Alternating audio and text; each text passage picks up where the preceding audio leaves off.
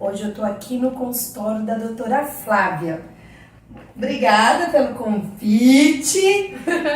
Que bom que você vai participar e vamos falar um pouquinho de você. Sim, sim. Quem é Flávia?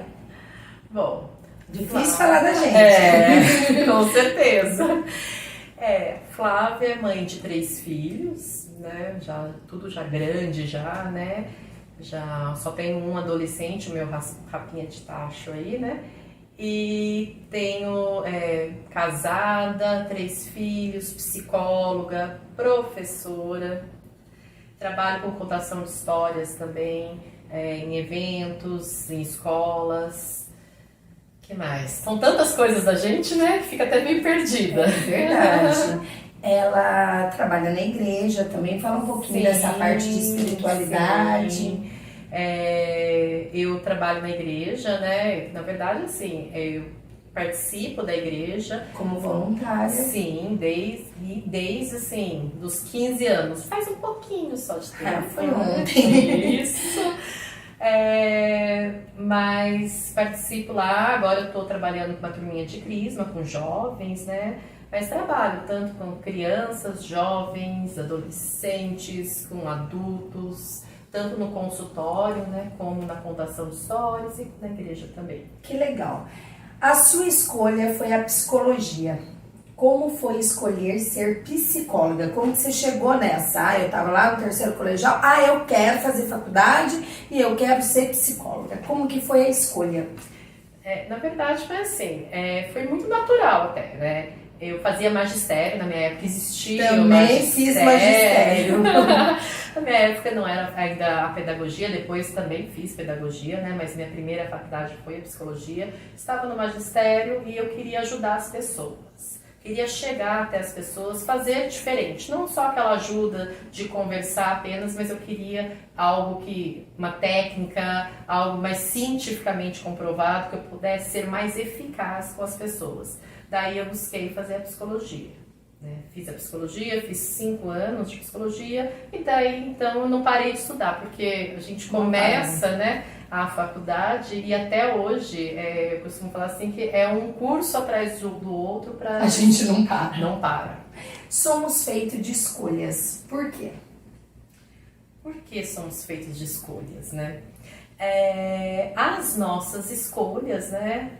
As escolhas do presente vai influenciar nas escolhas, na nossa vida no futuro, né? Sim, muitos jovens a gente percebe aí no dia a dia que não estão conseguindo lidar com as frustrações. Sim. Né? Eles não sabem lidar com as frustrações e não sabem lidar com o não.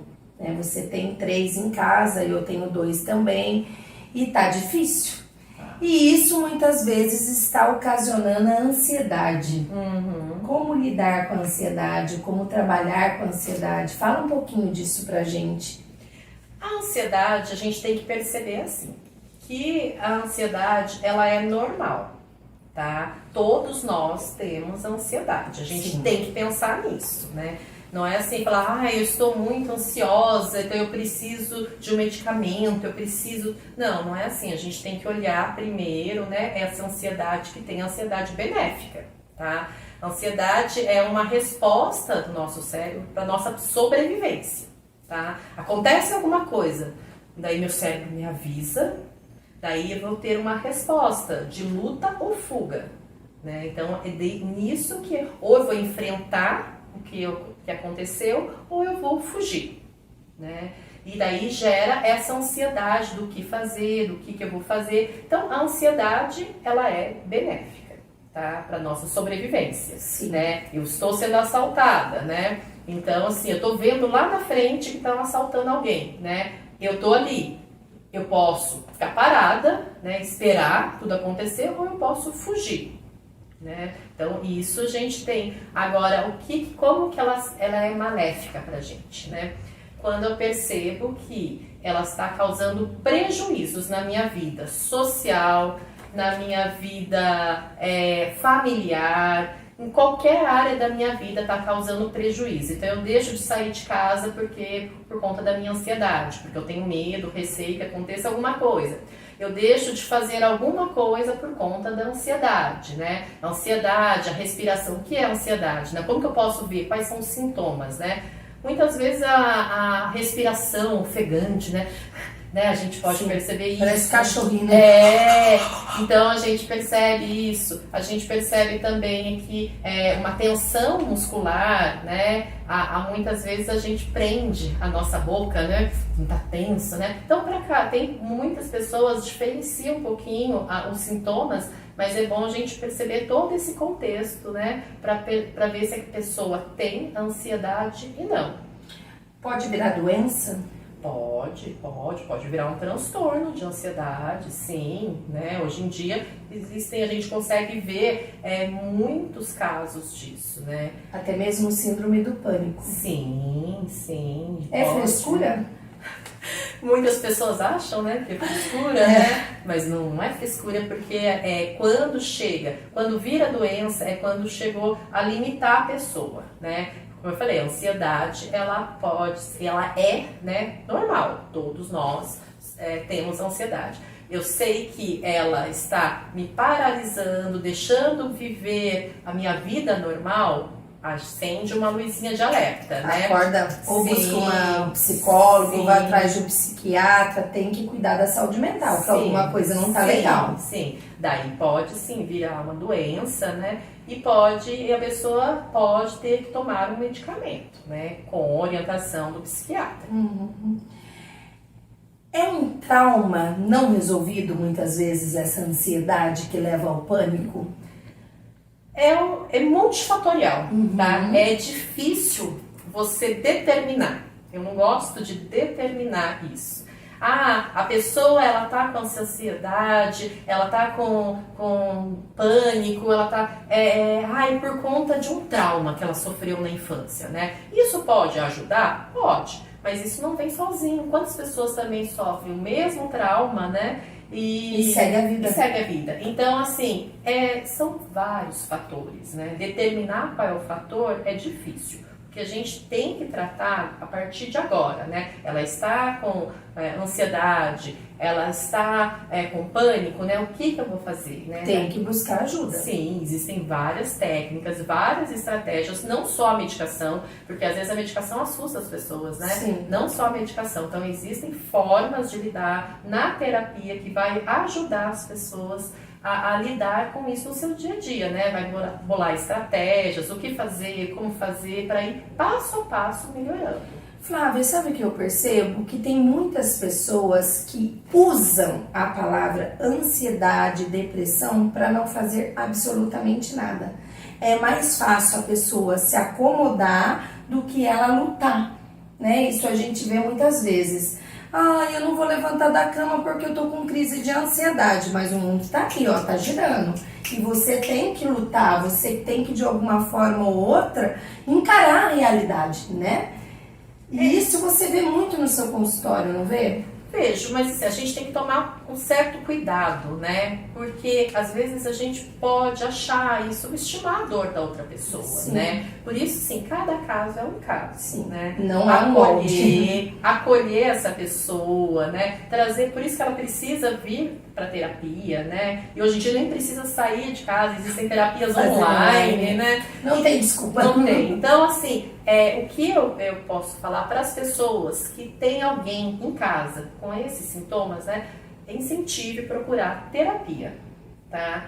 Porque o julgamento, muitas vezes, traz a pessoa mais para baixo. Então, eu falar assim, que a pessoa tá lá porque ela tá com preguiça, porque ela não quer encarar a vida, porque... Então, a gente tem que perceber ali quais são os reais motivos mesmo, né? Se ela vai precisar ou não de alguma estratégia diferente, né? Porque a gente julgar a pessoa que está passando por isso, muitas vezes... de dor. Às vezes a gente traz a pessoa mais para baixo. Então a gente tem que olhar caso por caso. Então, as pessoas que têm algum ente querido, alguma pessoa, amigo, peça para procurar um profissional, né? Um psicólogo, um psiquiatra, peça. Porque isso vai ser de grande ajuda. Isso é a maior ajuda que pode ter. Porque sozinho não dá pra dar conta sozinho. Não tem como. Então precisa de ajuda. Por isso que tem, gente, o psicólogo, tem o psiquiatra para isso, para dar esse amparo, dar essa ajuda, esse auxílio, né? Esse cuidado, pegar na mão e andar juntos, né? Sim.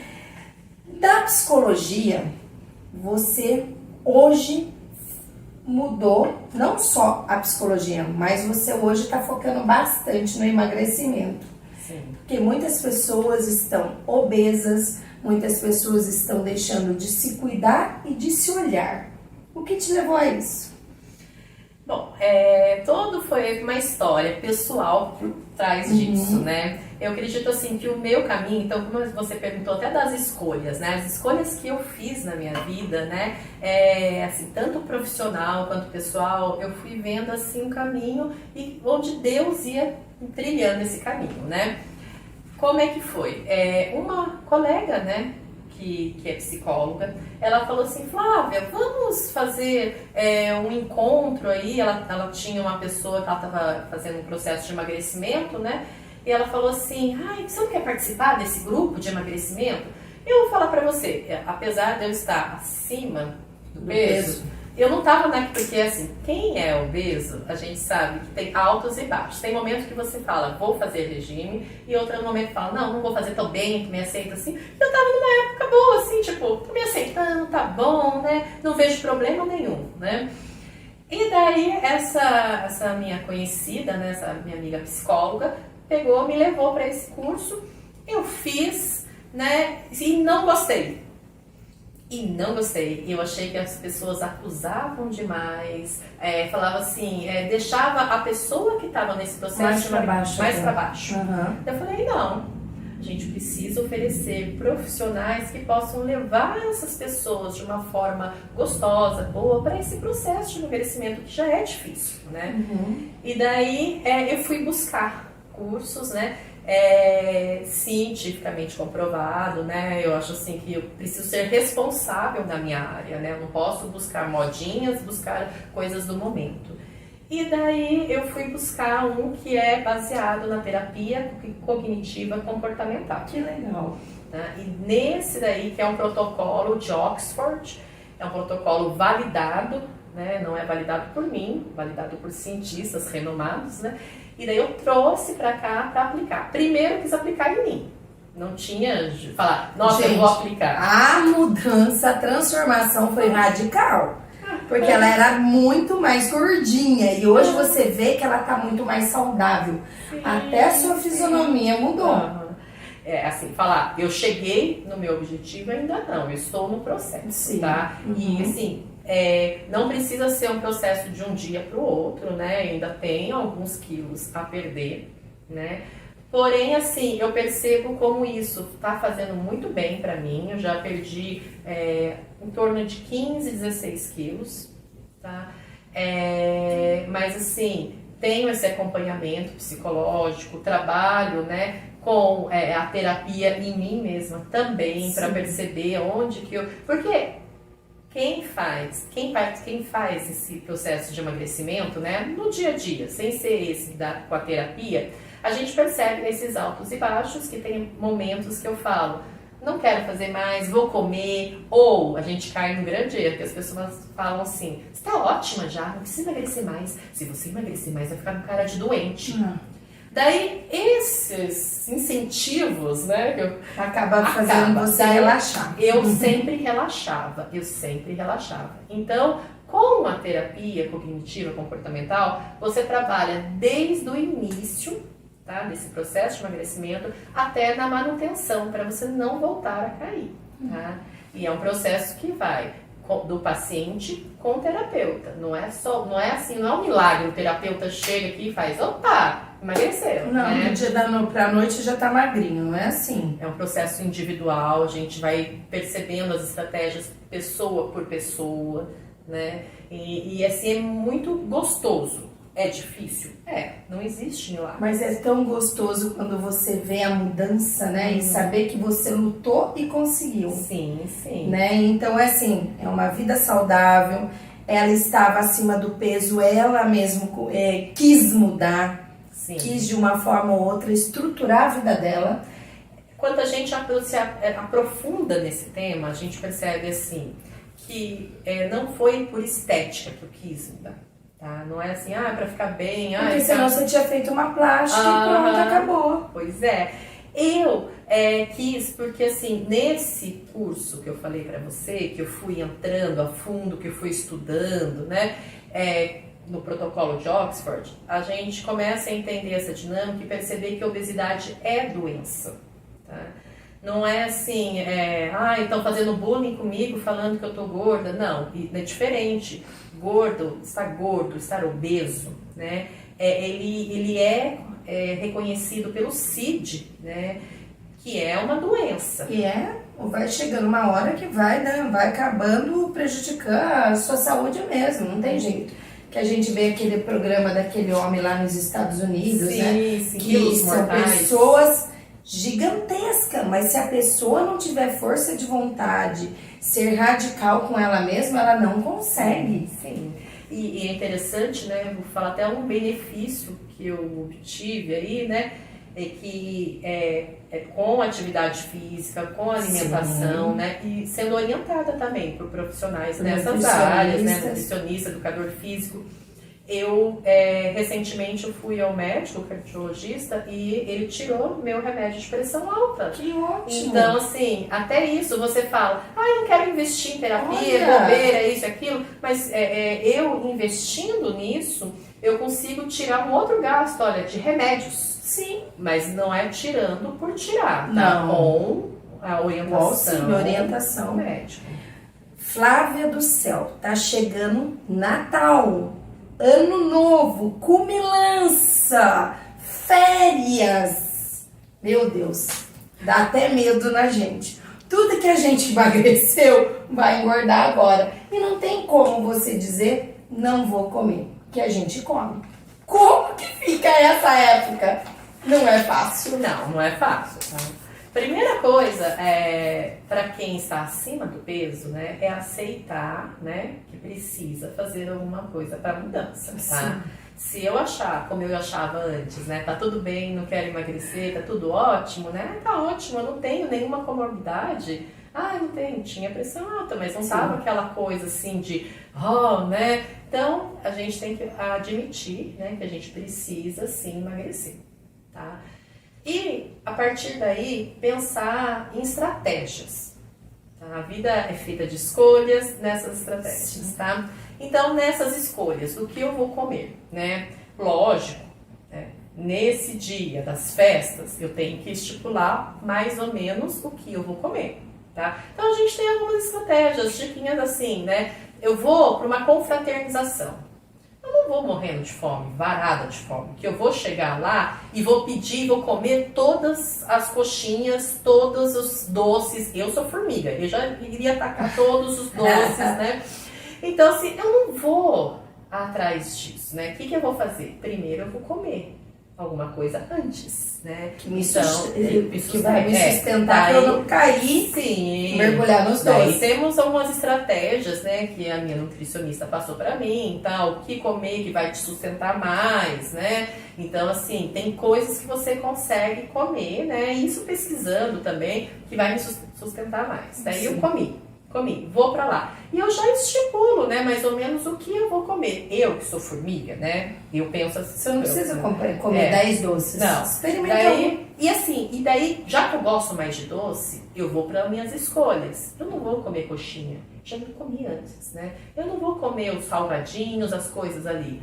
Então, assim, o que eu vou comer? Eu quero comer o doce. Vai ter bolo? Eu vou comer uma fatia de bolo e um brigadeiro. Sim. Tá bom. Já tirou a vontade. Isso. Então, são estratégias, mas que a gente vai trabalhando com cada paciente. O paciente vai falar para mim assim, não, eu não gosto de doce. Então, não adianta essa estratégia. Eu quero salgado. Então, vamos pensar o que você pode comer. É assim, pensar antes. Não é agir por impulso. Muitas vezes... nós agimos no comer por impulso. Então eu estou fazendo as coisas, eu começo a comer, começo a pegar sem perceber, né? E eu vou para uma confraternização varada de fome, eu estou com muita fome mesmo, então eu vou enfiando tudo. E vou comendo tudo. E depois vem o arrependimento. E daí a gente tem que lidar com o medo na balança. Lidar com o arrependimento. Então você disse que é muito importante a dieta, atividades físicas, e emagrecer traz também energia, mais disposição, mais força de vontade de querer fazer as coisas. Eu não gostava de correr. Eu comecei a caminhar, depois eu comecei a correr. Eu não gosto de academia, mas a gente precisa da musculação, a gente precisa da academia. Eu sou mais rua, eu gosto mais de andar na rua, mas a gente precisa, né? Então, quer dizer, a gente tem que colocar no papel o que você precisa hoje para você adquirir o bem-estar, né? Nem tudo que eu faço é porque começa prazeroso. Por exemplo, eu gosto de trabalhar, gosto do meu trabalho, mas acordar todos os dias de manhã, tem dia que eu acordo e falo, não tô afim, mas eu tenho que ir, porque é necessário, é a disciplina, eu preciso. Pode deixar a preguiça tomar conta. Eu preciso, eu tenho, né, os meus pacientes, eu tenho os meus alunos na escola, eu tenho coisas para fazer, então eu preciso escovar os dentes. É uma coisa simples, então, escovar os dentes. Tem dia que a gente não tá nem um pouco afim de escovar os dentes, né? Você tá cansada, com sono, quero dormir, que escovar os dentes? Então, assim, aquela coisinha fala, não, eu tenho que escovar, você levanta com muito, né? Mas isso só foi alcançado porque foi trabalhado que você precisava escovar os dentes todos os dias antes de dormir, tá? Então, é um hábito, tá? Que eu fui criando. E a atividade física é assim, eu não tô afim, não quero, mas você vai criando esse hábito. Quanto mais você faz, é igual escovar os dentes. Foi me ensinando que era importante, agora eu não consigo ir pra cama, mesmo do cansaço, eu levanto, vou lá, escovo os dentes com aquela vontade que, não tô afim, mas vou pra dormir, né? Atividade física é assim. Mas você sabe que eu percebo que a gente sente falta. Por exemplo, ontem eu não consegui. Eu senti falta na academia ontem, mas daí eu já fiz alguma coisa na minha casa. Sim. Porque você já criou o hábito. É a mesma coisa do escovar os dentes, como eu falei. Você sente falta quando não escova? Sim. É a mesma coisa. Atividade física, você já criou o hábito. Começar é difícil. Para criar esse hábito é difícil. Muitas coisas, e daí a gente vai trabalhando os pensamentos, né, que vem nisso. Porque, o que vem antes de eu fazer qualquer atividade física? Não gosto de ir na academia porque as pessoas ficam me olhando. Eu já chego na academia, as pessoas me acham, gordinha veio treinar, né? Tem pessoas que pensam assim e começam a alimentar esses pensamentos. Então, daí, na terapia, a gente vai trabalhando isso também. Então, também não é uma chavinha que vira do dia pra noite. Você vira e fala assim, não, agora eu vou ser fitness. Vou malhar, eu vou acordar disposta, alegre. Não, eu vou ter que malhar, eu vou ter que correr, eu vou ter que fazer alguma coisa, porque eu sei que é necessário para mim, para minha saúde. Para o meu bem-estar. Depois agora, vou falar para você, quando eu não faço atividade física, eu me sinto mal. Falo assim, puxa, eu tinha que ir hoje, eu não fui. Às vezes eu vou 8 horas, 9 horas da noite, né? Como você falou, eu fiz em casa uma outra coisa, né? Por quê? Porque faz parte do que você já está habituada. E nas redes sociais tem pessoas hoje que a gente consegue fazer esses exercícios gratuitamente pela internet, porque uma das coisas que você publicou lá, estratégias para emagrecer usando as redes sociais. Sim. E a gente também consegue fazer na nossa casa, não tem mais desculpa, criar terapia. Você não pode fazer presencial, mas você vai fazer online. Sim. Né? É bem assim. Sono ajuda no emagrecimento? Sim. Aliás, a falta do sono engorda, né? A insônia. A falta do sono engorda. Isso foi comprovado já cientificamente que a pessoa precisa dormir, né? Já vi assim, né? Chamadas, né? Na internet assim, durma pra você emagrecer. Daí o pessoal fala assim, que bom, então eu vou dormir. Daí é diferente, né? Vai viver Essas dormindo. chamadas, né? Então não é assim, mas a gente precisa dormir de 7 a 9 horas por noite, né? Depende da pessoa, tem gente que com 7 horas já tá bem, tem gente que com 8 tá bem, então isso daí também tem que analisar pessoa por pessoa, tá? Mas dormir bem vai ajudar você no seu processo de emagrecimento, tá? E, na verdade, dormir, o sono, ele é importante para tudo, não só pelo processo de emagrecimento. E o que a gente faz com a insônia? Porque tem hora que quando a gente acorda de madrugada, a gente perde o sono, a nossa cabeça fica assim, ó.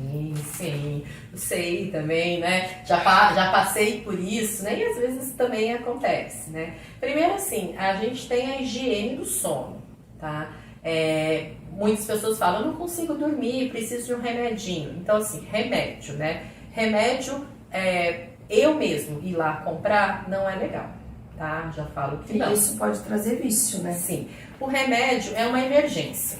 Então, vamos lá, pegou fogo num lugar, qual é a emergência? Vou, né, pegar água, apagar o fogo. Então, o remédio é isso para apagar o fogo. Não é aconselhável passar mais de 4 semanas tomando remédio, você cria um vício. Tá lá, tá escrito lá na bula, né? Se algum médico falar assim, continue tomando, né? Busca, né, outras informações, porque assim, isso vicia. Mas ele vai analisar também caso por caso. Às vezes a pessoa precisa, então vamos lá, né? Então vai procurar um profissional responsável, tá? Mas a partir de 4 semanas, tomando a medicação para dormir, vai ter um malefício vários ali. Só você ler a bula, né? Sim. Que você percebe, né? Então, assim, olhar para a higiene do sono. Né? O que é higiene do sono? Dormir sempre no mesmo horário. Né? Desligar o celular. Desligar o celular, né? O som, né? Diminuir o som. Muitas vezes eu quero dormir no barulho e tudo, né? Então, diminuir um pouquinho do som. A temperatura, eu sei que tá um calor terrível, tá difícil, né? Mas geralmente a gente consegue dormir, né? Quando a temperatura, né, tá mais friozinho, né? Então, assim, quem tem um ar-condicionado tá beneficiado, eu não tenho, né, na minha casa, né? Também não dá para comprar agora porque tá um absurdo o valor. Mas, né, o que pode ser feito, né? Uma dica, assim, é tomar um banho um pouquinho mais quente, porque o seu corpo vai estar mais quente e fora vai estar mais, né, fresquinho. Também isso ajuda, né? São, assim, estratégias, né, para você lidar com isso, né? E a luz, né? Nosso corpo produz melatonina no escuro total. E a melatonina é um hormônio, né, para que a gente possa dormir bem, né, para que chegue, né, naquele sono desejado, né, que a gente precisa ter na noite, né. Então, assim, para a gente produzir essa melatonina precisa estar escuro.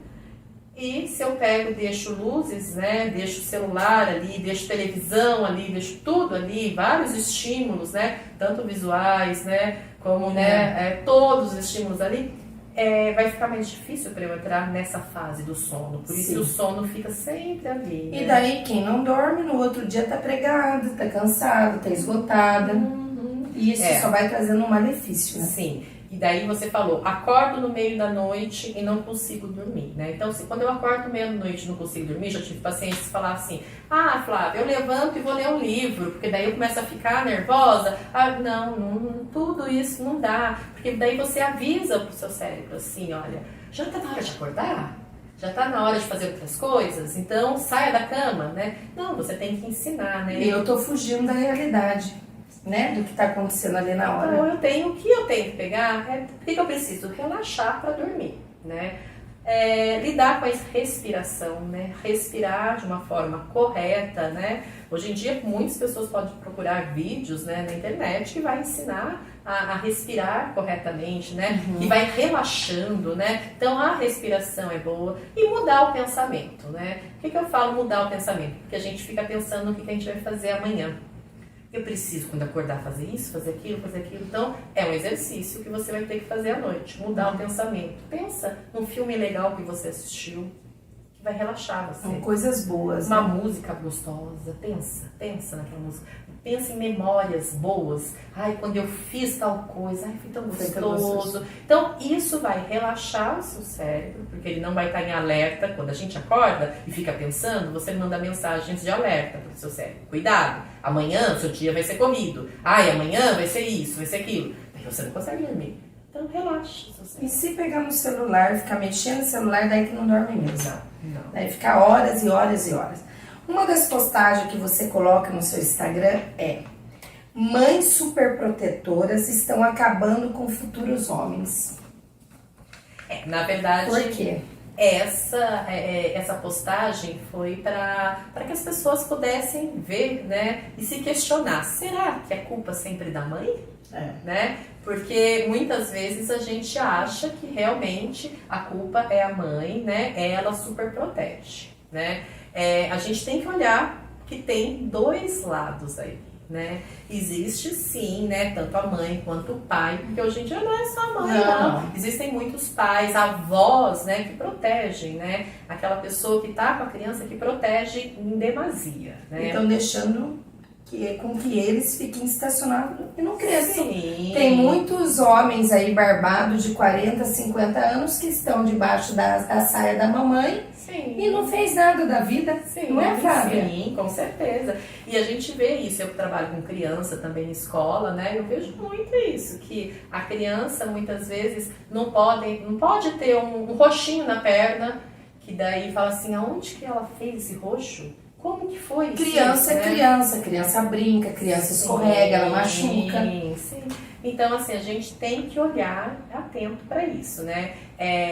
O que é super proteção e o que não é super proteção, né? O que é cuidado, porque a criança precisa de ter cuidado. Isso também a gente não pode negligenciar, tá?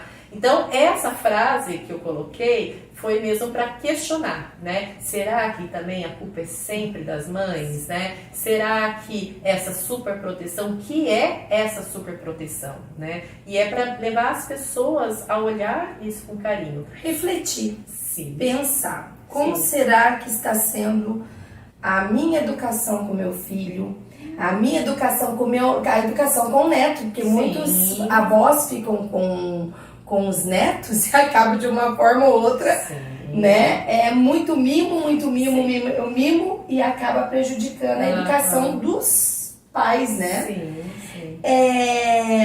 Fala um pouquinho pra mim, será que essas mães, esses pais têm medo de ver esses filhos crescer? Então, generalizar é difícil, né? Falar que todos os pais têm esse medo também não tá correto, né? Caso por caso, né? Pode ser assim que tem esse receio, né, de ver os filhos crescer, porque não é fácil a gente, né? A gente vê eles como eternos bebês. Então não é fácil passar por isso, né? Mas é o processo natural, né? Eles vão crescer, né? E nós temos que preparar.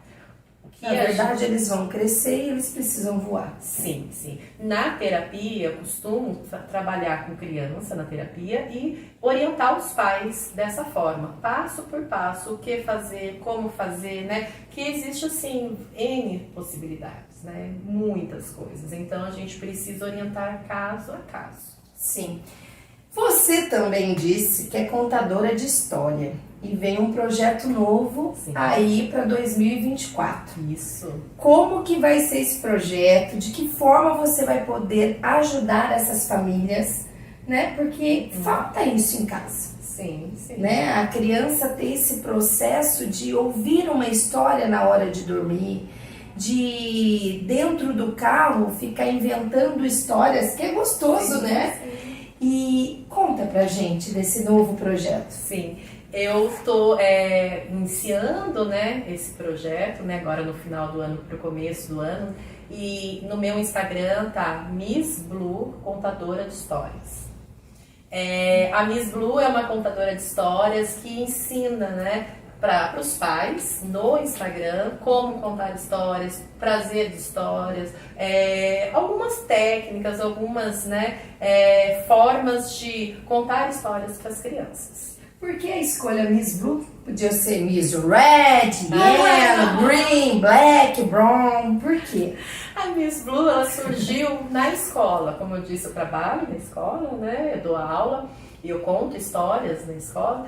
E surgiu dessa forma que eu fui me fantasiar, fui escolher, né, uma peruca, achei uma peruca azul, daí foi aí, falei assim, bom, né, por que não, né, pegar o nome, né, daí foi Miss Blue, né, e as crianças adoraram, até hoje, assim, eles ainda ficam na dúvida quem é a Miss Blue, se sou eu, né, a Flávia, são pessoas diferentes. Eu falei que não, que era minha prima Miss Blue, mas ela tem sua voz, né, nossa, mas é porque nós somos parentes, a gente tem a mesma voz, né, então a gente entra no mundo da imaginação. contar histórias também, né? A Miss Blue vai contar histórias em eventos, em aniversários também, né? E de uma forma muito prazerosa, as crianças interagem, brincam, dançam. Não é assim ficar parado só ali, né? E só escutando, não. Conta histórias, faço eles participar, interagir, né? E trabalha um pouquinho essa autonomia das crianças, esse envolvimento, sim, envolvimento, o lado social das crianças. Eu acho assim que uma coisa liga a outra, né? A psicóloga, a contadora de histórias, a pedagoga. Sim, é o lado assim infantil que tem que ser resgatado, né? Que tem muitas crianças que estão ficando tão presas no celular, nesse mundo digital, e tá deixando de brincar e de viver esse mundo da fantasia. Sim, sim. Passou rápido, tá vendo? Passou mesmo. Mas foi muito gostoso, né? Foi sim. Muito obrigada pela sua participação. Gente, cada semana vai vir um convidado diferente, uma história nova. É isso que a gente quer, né? Que essas histórias novas saiam, aparecem, mergulham na sua vida, para ver que nada na vida tá perdido. Né? A mudança está dentro da gente, os projetos de vida tá dentro da gente e a gente pode fazer o melhor. Sim, e você começou a frase, né, falando das escolhas, né, e é isso que eu queria até terminar com você, né, essas escolhas, né, a escolha para tudo, né, a escolha para contar a história, a escolha para ouvir história, a escolha para buscar uma terapia, para buscar ajuda, né, então assim, são escolhas que a gente faz hoje, né, para o amanhã ser melhor. A vida é feita de escolhas, de mudanças, de transformações, só depende da gente, né? É esse o recado que a gente quer deixar aí. Até a próxima, gente. Tchau, tchau. Tchau.